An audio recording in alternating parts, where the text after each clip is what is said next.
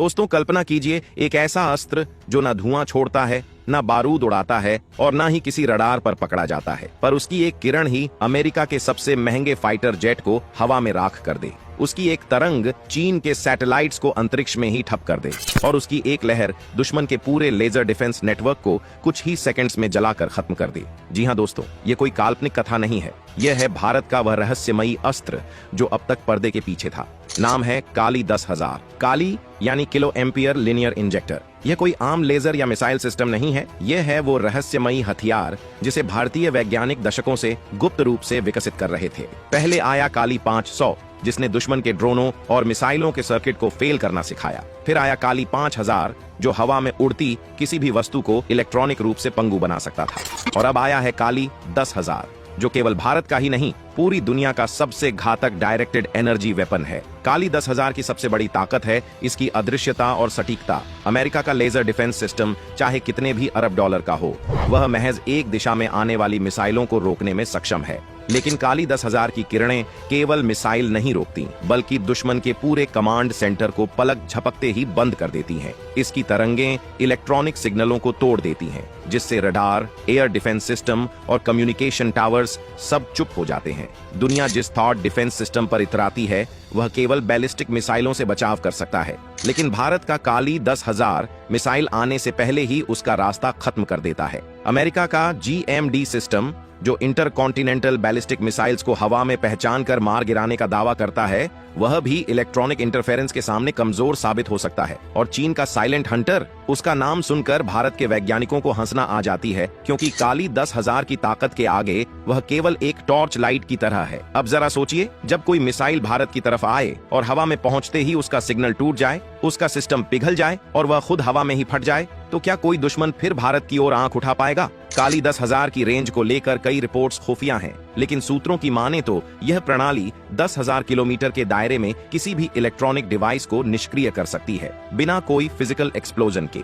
यह हथियार आकाश में मौजूद किसी भी फाइटर जेट, ड्रोन, मिसाइल या सैटेलाइट को चुपचाप एक झटके में रोक सकता है। लेकिन दोस्तों, ये केवल इसकी टेक्नोलॉजी नहीं, बल्कि इसके पीछे छुपी रणनीति भी बेहद खतरनाक है। भारत इस हथियार को अपने अत्यधिक संवेदनशील क्षेत्रों में तैनात कर सकता है, जैसे LAC, LOC और हिंद महासागर के द्वीपों पर। सोचिए, अगर अंडमान निकोबार से कोई इलेक्ट्रॉनिक वेव उठे और चीन के साउथ चाइना सी में तैनात चीनी जहाजों की आंखें बंद हो जाएं, तो क्या ड्रैगन कुछ कर पाएगा? काली 500 और काली 5000 को इस परियोजना के शुरुआती चरण कहा जा सकता है। काली 500 केवल 1 किलो एम्पियर की पल्स निकाल सकता था। काली 5000 ने इस क्षमता को 5 गुना बढ़ाया, लेकिन काली 10,000 की पल्स पावर डबल नहीं बल्कि 20 गुना ज्यादा है। इसकी तरंगें इतनी तेज और शक्तिशाली होती हैं कि यह न सिर्फ एक ड्रोन को गिरा सकती है, बल्कि एक साथ 100 ड्रोनों की पूरी स्वार्म को हवा में ही साफ कर सकती है। अब आप सोचिए, जब अमेरिका अपने लेजर सिस्टम को युद्ध में उतारता है तो वह केवल मिसाइलों से बचाव करता है, लेकिन भारत का काली सिस्टम दुश्मन के पूरे युद्ध नेटवर्क को ब्लैक आउट कर देता है। Communication down, navigation down, electronic weapons down, और सबसे मजेदार बात, यह सब बिना किसी साउंड, बिना किसी लाइट शो के होता है। कोई चेतावनी नहीं, कोई धमाका नहीं, बस चंद सेकंड में सब कुछ खत्म। दोस्तों, चीन का दावा है कि उसके पास DEW यानी डायरेक्टेड एनर्जी वेपन मौजूद है, जो अमेरिका से भी बेहतर है। लेकिन चीन भूल गया कि भारत अब 1990 वाला भारत नहीं है। अब भारत अपने ही वैज्ञानिकों द्वारा बनाए गए ऐसे हथियारों पर भरोसा करता है जो दुनिया में कहीं और नहीं बनाए जा सकते। भारत का काली 10,000 उन चीनी हथियारों को उसी की जमीन पर निष्क्रिय कर सकता है। सोचिए, अगर गलवान की पहाड़ियों से एक लेजर वेव चीन की ओर जाए और वहां तैनात उसके सिस्टम एक एक कर बंद हो जाएं, तो क्या होगा? अब आते हैं इस सिस्टम की असली चतुराई पर। जहां अमेरिका और चीन अपने लेजर सिस्टम को भारी भरकम सेटअप के साथ ट्रकों और जनरेटर पर तैनात करते हैं, वहीं भारत ने इसे ऐसा बना दिया है कि यह साइलेंट मोड में एक मोबाइल प्लेटफॉर्म पर भी फिट हो सकता है। यानी यह किसी भी रडार या सैटेलाइट द्वारा पकड़ा भी नहीं जा सकता। दुश्मन के सैटेलाइट सोचेंगे कि वहां कोई पावर स्टेशन है, लेकिन असल में वह भारत की तरफ से छोड़ी गई एक अदृश्य किरण होगी जो उनकी आंखें बंद कर चुकी होगी। अब सवाल उठता है कि क्या यह सिस्टम आज की तारीख में ऑपरेशनल है? उत्तर सीधा है, भारत अपने सबसे खतरनाक अस्त्रों की जानकारी सार्वजनिक नहीं करता। जैसा कि अग्नि 6 और K8 मिसाइलों के साथ हुआ है, वैसे ही काली 10,000 पर भी चुप्पी बनी हुई है। लेकिन अगर दुश्मन की हरकतें बढ़ती रहीं, तो यह सिस्टम अगली सुबह की पहली खबर बन सकता है। अब अगर चीन गलवान या तवांग की तरफ बढ़ता है और अमेरिका भारत को आंख दिखाने की कोशिश करता है, तो भारत के पास उन्हें चुप कराने के लिए बारूद की जरूरत नहीं है, अब भारत उन्हें चुप कराएगा विज्ञान और तकनीक से, और इस विज्ञान का सबसे खतरनाक चेहरा है काली 10,000। अब सबसे पहले बात करते हैं इसकी संभावित तैनाती की। भारत सरकार और DRDO इस हथियार को मोबाइल प्लेटफॉर्म पर तैनात करने की रणनीति बना रही है, जिससे इसे सीमाओं पर, समुद्री जहाजों पर और यहां तक कि सैटेलाइट से भी ऑपरेट किया जा सके। यानी अगर भारत चाहे तो इस अस्त्र को अंडमान निकोबार, लद्दाख, अक्साई चिन्ह या अरुणाचल प्रदेश जैसे संवेदनशील इलाकों में बिना किसी पब्लिक अनाउंसमेंट के तैनात कर सकता है। और जब दुश्मन किसी हमले की योजना बनाए तब उन्हें पता ही न चले कि उनका सिग्नल कैसे कट गया, ड्रोन कैसे गिर गया और जेट का इंजन कैसे फेल हो गया। अब जरा कल्पना कीजिए, समुद्र में भारतीय नौसेना का एक आधुनिक युद्धपोत खड़ा हो जिस पर काली 10,000 की तकनीक लगी हो। जैसे ही दुश्मन की मिसाइल या एंटी शिप वेपन उस जहाज की तरफ बढ़े, वह जहाज न तो कोई तोप चलाए न मिसाइल दागे, बल्कि केवल एक इलेक्ट्रॉनिक वेव छोड़ दे और मिसाइल हवा में ही फेल हो जाए। ऐसा हथियार आज अमेरिका के पास भी नहीं है, क्योंकि अमेरिका की डायरेक्टेड एनर्जी टेक्नोलॉजी अभी भी फिक्स्ड प्लेटफॉर्म और सीमित रेंज तक ही सीमित है। चीन, जिसने हाल ही में दावा किया था कि वह एक सुपर लेजर बना चुका है जो ड्रोन को 10 किलोमीटर दूर से गिरा सकता है, वो ये भूल गया कि भारत का काली 10,000 एक ही समय में 100 से ज्यादा ड्रोनों को एक साथ गिरा सकता है, वो भी बिना किसी आवाज, बिना किसी प्रकाश के। और सबसे बड़ी बात, चीन के लेजर सिस्टम वातावरण के हिसाब से प्रभावित होते हैं, यानी धुंध, बादल या ऊंचाई उन्हें कमजोर कर देती है। लेकिन भारत ने काली में जो तकनीक डाली है वो है high energy pulsed electron beam, जो न तो मौसम देखती है और न ही दूरी, बस निशाना सेट किया और सिस्टम ऑफ। अब आप पूछेंगे,